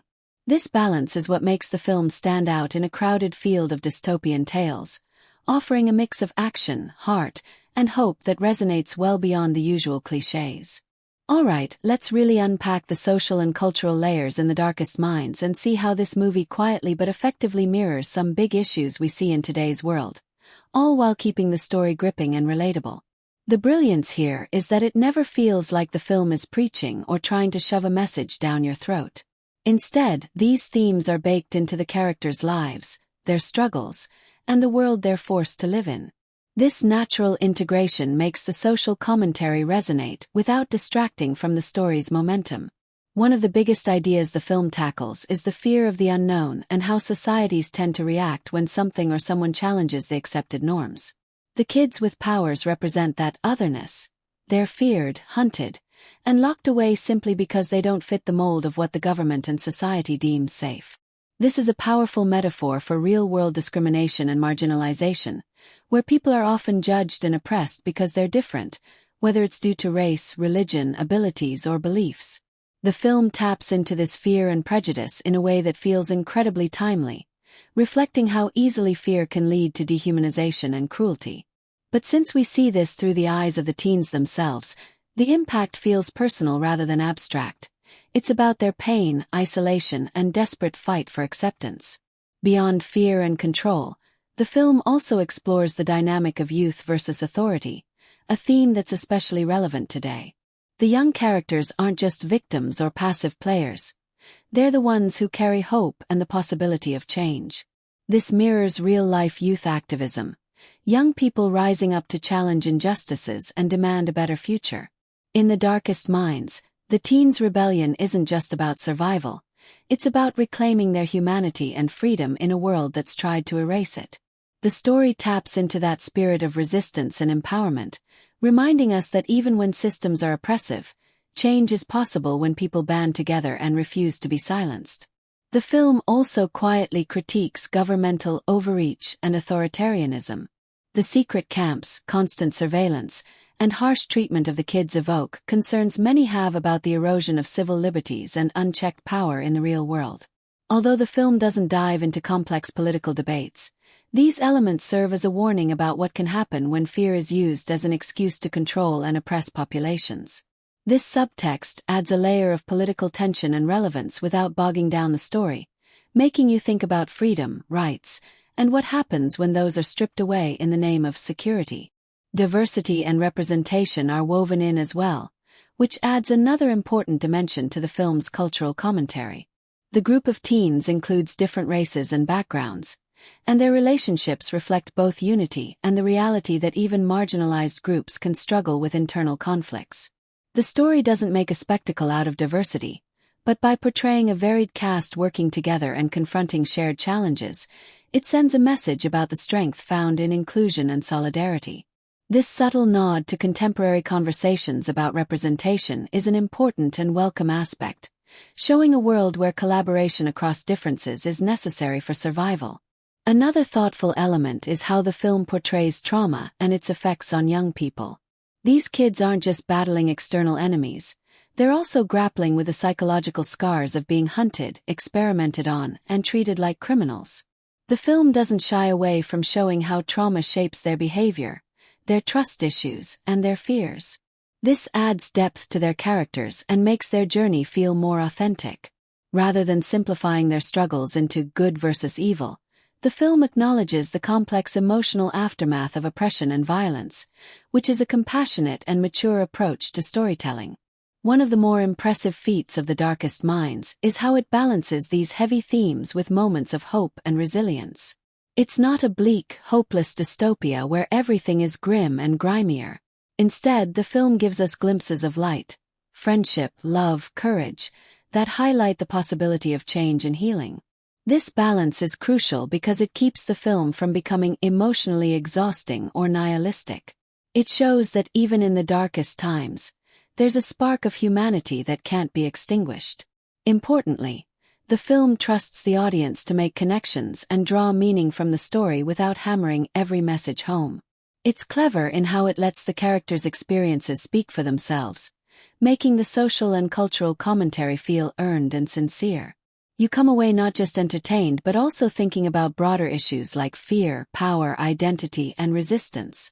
This subtlety is a sign of confident storytelling.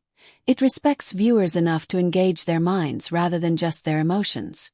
Overall, The Darkest Minds uses its dystopian backdrop not only to tell a thrilling story but also to hold up a mirror to some of the most pressing social and cultural questions of our time. It explores themes of fear, marginalization, governmental control, youth empowerment, diversity, and trauma with nuance and heart. The film manages to keep these elements woven seamlessly into the fabric of the narrative, enhancing the story's emotional impact and relevance. So while you're drawn into the adventure and suspense, you're also invited to reflect on real-world issues, making the experience richer and more meaningful without ever losing the entertainment factor.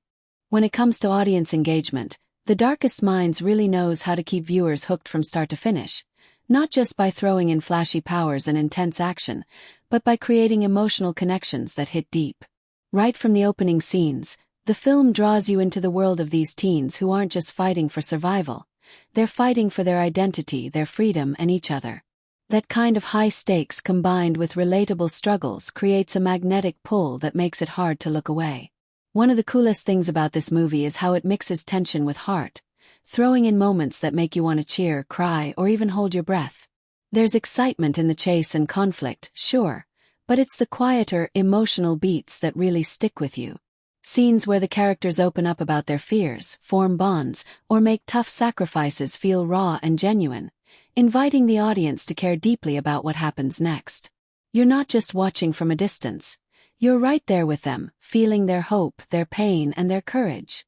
The film also knows how to surprise its audience with twists and turns that keep the energy high without feeling forced. Just when you think you've got the story figured out, it throws in a new revelation or emotional punch that jolts you back into the moment. These moments of shock or surprise aren't just for thrills. They deepen the story and challenge your assumptions, which keeps viewers thinking long after the credits roll. Another key to audience engagement here is the way the film invites you to connect with its characters. The cast does a solid job of bringing nuance to their roles, which makes the characters feel like real people with relatable flaws and strengths. Because of that, viewers can see parts of themselves in these teens, whether it's feeling misunderstood, fighting for independence, or struggling with trust. That identification builds a bridge between screen and spectator that's hard to break. The film also strikes a nice balance between tension and humor, which is crucial for keeping audiences invested without wearing them out. Light moments of wit and camaraderie pop up at just the right time to relieve tension and add layers to the characters' personalities. This interplay makes the story more human and enjoyable, rather than just a non-stop adrenaline rush. The Darkest Minds is the kind of movie that tends to spark conversations because it raises big questions about power, freedom, and identity without handing you simple answers. After watching, you're likely to find yourself mulling over what you would do in the character's shoes or how those themes connect to the world outside the theater or your living room. This invites deeper reflection and can lead to repeat viewings, as people come back wanting to catch all the little details they might have missed the first time. Moreover, the film's mix of relatable teen drama and sci-fi thrills opens it up to a wide audience. Whether you're into intense action, emotional storytelling, or thoughtful social commentary, there's something here to grab your attention. It manages to feel personal and epic at the same time, which keeps the engagement level high for different kinds of viewers. Overall, The Darkest Minds doesn't just entertain. It pulls you into its world and makes you care about what happens. It crafts moments that resonate emotionally, surprises that keep you guessing, and characters you want to root for. It's a film that doesn't just pass by but lingers in your thoughts, sparking feelings and discussions that stretch well beyond the screen. When you start stacking The Darkest Minds up against other movies in the dystopian YA genre, it's like walking into a room full of familiar faces but noticing a few new quirks that set this one apart. You know the type: the young heroes with special powers, a harsh oppressive regime, and that classic fight for freedom storyline. It's a formula that's been done quite a bit, especially after the massive success of franchises like The Hunger Games and Divergent. So, the question is, does The Darkest Minds just blend into that crowd, or does it bring something fresh to the table? At first glance, the setup feels comfortably familiar. Teens with extraordinary abilities branded as threats by a government that fears and hunts them down. This is a staple of the genre, and it works because it taps into universal fears about control, identity, and rebellion. But what The Darkest Minds does differently is the way it focuses on the psychological and emotional weight carried by the characters, rather than just bombarding you with non-stop action or spectacle. It leans more into the internal struggles and friendships that develop, giving it a slightly more intimate feel compared to some of its blockbuster counterparts. Compared to The Hunger Games, where the spotlight shines heavily on survival games and political rebellion, or Divergent, which explores faction-based societies with intricate world-building, The Darkest Minds narrows its focus a bit more on the emotional turmoil and trauma of its characters. This makes it feel more character-driven, which can be refreshing if you're looking for depth over grand spectacle. It's less about grand-scale revolution and more about the personal battles within that revolution, and that perspective gives it a distinct flavor in the genre. When stacked against films like X-Men, which also feature young people with powers being hunted by authorities, The Darkest Minds shares some DNA but plays with a darker, grittier tone. There's less of the superhero swagger and more of the survivalist edge, making the film feel more grounded and tense. It's almost like the powers are a curse as much as they are a gift, which adds a layer of complexity that sets it apart from more traditional superhero fare. Looking at the director's work, Jennifer Yuh Nelson is best known for her work on animated films like Kung Fu Panda 2, so The Darkest Minds marks a shift into live-action territory for her. While it may not have the visual flamboyance of animation, you can see her strength in pacing and character dynamics, especially in how the emotional arcs of the teens play out. The film doesn't lean heavily on stylistic flourishes but focuses on keeping the story tight and emotionally resonant. In that sense, it feels like a natural extension of her storytelling strengths, even if the genre is quite different. The film also plays with some familiar tropes but gives them a modern spin. For example, the idea of categorizing powers by colors is a smart way to create clear stakes and distinctions, but it also feels like a clever narrative shorthand that avoids overcomplicating things. It's reminiscent of other systems in genre films but streamlined to keep the focus on character and plot rather than world-building minutiae. This approach can be seen as a strength or a limitation depending on what you're looking for, but it definitely helps the story move forward at a brisk pace. Where The Darkest Minds really tries to carve out its own space is in the balance of emotional drama and dystopian action. While other films in the genre sometimes get bogged down in world-building or lose momentum with too many subplots, this movie keeps things centered on the group dynamics and the evolving relationships between characters. That makes it feel more like a coming-of-age story wrapped in a sci-fi shell, which can appeal to viewers looking for emotional depth alongside thrills. It's also worth noting that, unlike some other entries in the genre that spawned multiple sequels and expansive universes, The Darkest Minds feels self-contained. It's less about launching a franchise and more about telling one focused story, which can be a breath of fresh air for those who appreciate a complete narrative arc without endless cliffhangers. Of course, some might say that the film plays it a bit safe, sticking close to genre conventions without radically reinventing them. It doesn't shatter expectations or subvert tropes dramatically, but rather delivers a solid, emotionally grounded take on familiar themes. For fans of the genre, this can be exactly what they want. A story that hits the right emotional notes and delivers satisfying action without getting too convoluted or trying too hard to be different. In the grand scheme of YA dystopian and superhero-style movies, The Darkest Minds might not be the loudest or flashiest, but it's like that steady track on a playlist that you find yourself coming back to because it just works. It offers a blend of emotional depth and genre staples that feels accessible and engaging. It respects the audience's expectations while quietly carving out its own niche with strong character focus and a darker, more personal tone. So when you're comparing it to the big names and franchises, it might not top the charts for spectacle, but it earns its place as a thoughtful, character-driven entry that holds its own in a crowded field. The Darkest Minds is more than just a story about teens with superpowers fighting a dystopian government. It's packed with symbolism and metaphors that sneak in beneath the surface, adding layers of meaning that make the film richer if you pay attention. One of the biggest symbols revolves around the very powers themselves and how they are categorized by colors. This color coding isn't just a cool way to organize the abilities. It's a metaphor for how society tends to box people in, labeling and dividing them based on traits or fears rather than seeing them as individuals. The government's fear of these kids mirrors real-world issues of prejudice and control, making the powers a stand-in for any characteristic that gets marginalized. Then there's the recurring motif of darkness itself, not just in the title but throughout the film. Darkness is often linked with fear and the unknown, but in this movie, it's also tied to strength, mystery, and hidden potential. The kids live in a world overshadowed by oppression and distrust, but within that darkness, they find resilience and hope. It's a clever flip on the usual association of darkness with evil or despair, instead suggesting that sometimes what's hidden or feared carries the power to change everything.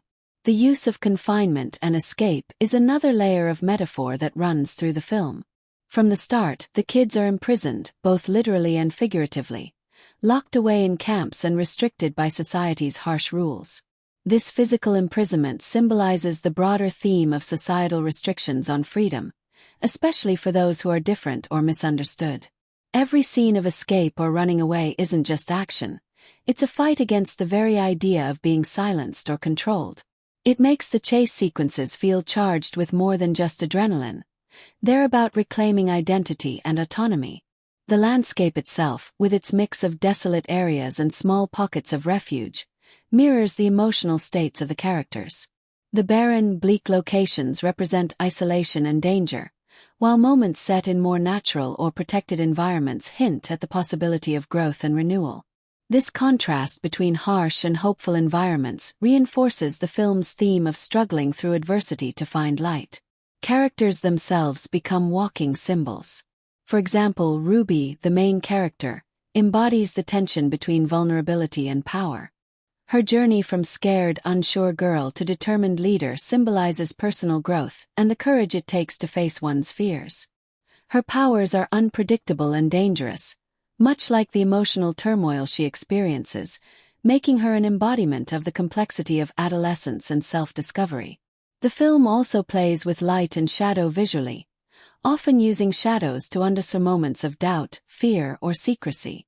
When characters are literally or figuratively in the shadows, it reflects their internal struggles or the looming threats they face. Conversely, bursts of light in key scenes often mark moments of revelation, hope, or connection. This interplay keeps the audience visually tuned in to the emotional undercurrents without a word being spoken. Another subtle metaphor lies in the fractured relationships and mistrust among the teens. Their initial suspicion of one another symbolizes how fear and trauma can divide people who should be allies. Over time, as they build trust and form bonds, the film uses this shift to symbolize healing and the power of unity in the face of oppression. Even the government agents and their relentless pursuit of the kids symbolize a larger universal force: fear of difference and the desire to control what is not understood. Their cold, mechanical approach contrasts sharply with the humanity and unpredictability of the teens, emphasizing the clash between rigid authority and the chaotic beauty of individuality. In short, The Darkest Minds hides a lot of its deeper messages in symbolism that weaves through its narrative, visuals, and character arcs. These metaphors don't hit you over the head but invite you to look closer, making the film more rewarding the second time around. The symbolism enriches the story, giving it emotional depth and a timeless quality that speaks to anyone who's ever felt like they didn't quite fit in or who's ever faced a world that tried to define them before they could define themselves.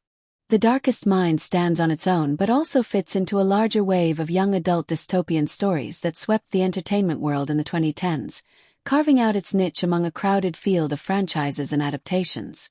While it wasn't launched as a sprawling multi-film series like The Hunger Games or Divergent, it's based on a popular book series by Alexandra Bracken, which means the film carries the weight of established lore and characters from the novels.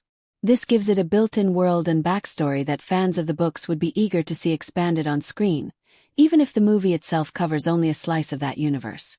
In terms of franchise context, the film feels like the opening chapter of what could have been a bigger saga. It introduces a world on the brink of upheaval, sets up conflicts, and gives glimpses of a larger rebellion and power struggle to come.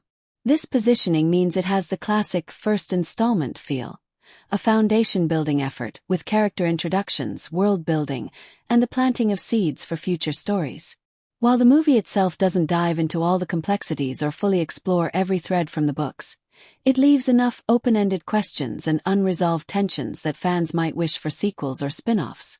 Because it didn't immediately launch a franchise or receive sequels, The Darkest Minds occupies an interesting space in historical context as a film that rides the tail end of the YA dystopian craze that dominated for nearly a decade. The early 2010s were flooded with adaptations of young adult novels featuring teens rebelling against oppressive regimes. Think The Maze Runner, The Giver, Legend, and so on. By the time The Darkest Minds hit theaters, audiences had been immersed in this genre for a while, so it both benefited from and competed with established formulas and expectations. In this historical moment, the film feels like part of a larger cultural conversation about youth empowerment, government control, and identity that these stories explored in different ways. It's almost like a snapshot of a particular phase in pop culture when young adult dystopias were at their peak, reflecting the anxieties and hopes of a generation grappling with issues of autonomy, surveillance, and rebellion. Unlike historical films that recreate a specific time period with a focus on accuracy, The Darkest Minds builds its world more on emotional truth and thematic relevance than on strict realism. The dystopian setting is less about precise details and more about creating a mood and atmosphere that support the story's themes of fear, control, and resistance. The film's history is a fictional near future, so instead of accuracy, its success depends on how immersive and believable it feels within its own invented reality. That said, it taps into real-world parallels, such as how society's marginalized groups deemed dangerous or different, and how fear can drive extreme government responses. This adds a layer of social commentary beneath the sci-fi trappings, making the world feel like an exaggerated mirror of contemporary issues rather than just a fantasy playground. The historical context here is more about reflecting ongoing societal concerns rather than recounting past events. In summary, The Darkest Minds occupies a unique spot as a standalone film rooted in a beloved book series and as a latecomer in the YA dystopian film wave. Its role in franchise or historical context is less about being the start of a massive cinematic universe and more about capturing the spirit of a cultural moment when stories about youth, power, and resistance dominated screens and bookshelves alike. It's like a snapshot of that genre's evolution, a film that nods to its predecessors while inviting viewers into its own emotionally charged world. The Darkest Minds came into the world with a mid-range budget typical of many young adult adaptations, around $34 million. That budget gave the filmmakers enough room to craft a visually engaging dystopian world with solid special effects, decent action sequences, and some compelling set pieces, but it wasn't an extravagant blockbuster spending spree. You can tell the film didn't skimp on the basics. The production quality looks polished with crisp cinematography, sleek costumes, and futuristic settings that feel convincing enough to pull you into that tense atmosphere. However, it also didn't go overboard with jaw-dropping CGI or massive spectacle that only huge budgets can bring, so the vibe stays grounded, more focused on characters and story than flashy effects. When it comes to box office, The Darkest Minds faced a tougher road. Despite its respectable production quality and the popularity of the book series it's based on, the movie struggled to catch fire with a broad audience. Worldwide, it grossed just over $41 million, barely scraping past its budget when marketing and distribution costs are factored in. So, financially speaking, it was closer to a disappointment than a runaway hit. It didn't bomb spectacularly, but it didn't ignite the kind of fervor that would turn it into a franchise powerhouse either. Marketing definitely played a role here. The promotional campaign did target the core young adult audience with trailers, posters, and social media buzz highlighting the film's thrilling premise and powerful teen leads. Still, it was up against stiff competition in a crowded marketplace of similar dystopian films and franchises. Plus, the timing of its release might not have been ideal, which can make or break a film's momentum. Sometimes even a well-made movie with a decent marketing push gets overshadowed by bigger blockbusters or trends, and The Darkest Minds felt that squeeze. Audience reception was mixed as well, which can influence word of mouth and ticket sales. While fans of the book appreciated seeing the story on screen, some general viewers found the film somewhat predictable or too familiar in the genre. That made it harder for the film to build that viral buzz that can propel a movie into the must-see category. The lack of strong sequels or follow-ups also suggests that the studio didn't feel confident enough in the financial returns to invest further. In terms of bang for the buck, The Darkest Minds shows what you can do with a moderate budget. Deliver a decent production with solid visuals and storytelling without breaking the bank. But the challenge lies in turning that solid foundation into box office gold, especially when competing in a genre where franchises like The Hunger Games have set very high bars. The film's financial journey is a reminder that even good ingredients don't always guarantee blockbuster success, especially when timing, marketing muscle, and audience tastes all play critical roles in the final tally. If you're itching to dive into the world of The Darkest Minds and experience all the thrilling powers, emotional twists, and dystopian drama, you've got several options depending on how you like to watch your movies. Since its theatrical run is long behind us, you won't find it in cinemas anymore. But the good news is that it's widely available on multiple platforms for streaming, digital rental, or purchase. For the streaming buffs, The Darkest Minds often pops up on popular subscription services. Depending on your region and what deals are current, it might be included in the libraries of platforms like Netflix, Hulu, or Amazon Prime Video. So if you already have a subscription to one of these, you might just find it waiting for you to press play without any extra cost. It's worth checking your favorite streaming service because availability shifts over time, but the film tends to stay accessible on at least one of the big platforms. If streaming isn't an option, or if you want to own the movie for repeated viewings and easy access, digital rental or purchase is the way to go. Services like Amazon, iTunes, Google Play, Vudu, and YouTube Movies typically offer The Darkest Minds in HD and sometimes even 4K. Renting it gives you a couple of days to binge and soak in the entire experience, which is perfect if you want a one-time thrill.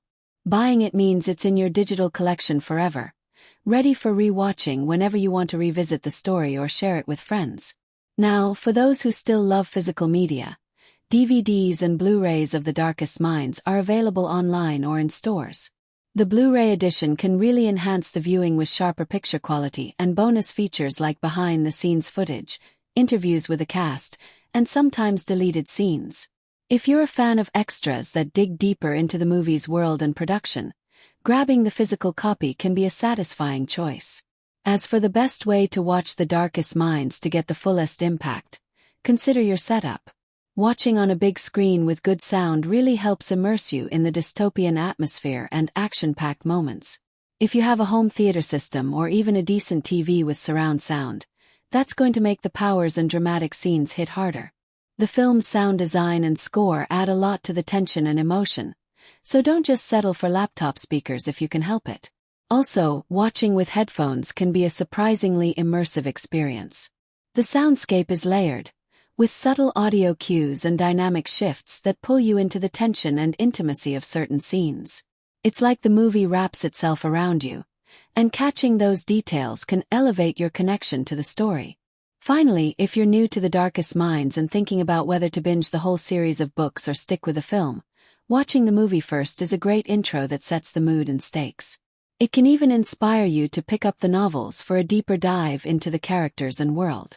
In summary, no matter your preferred way to watch, streaming, digital rental, purchase, or physical copy, The Darkest Minds is pretty accessible and ready to pull you into its intense, emotional, and suspenseful universe. Just grab some popcorn, find your ideal screen and sound setup, and get ready for a ride through a dystopian world where teenage powers are both a curse and a spark of hope.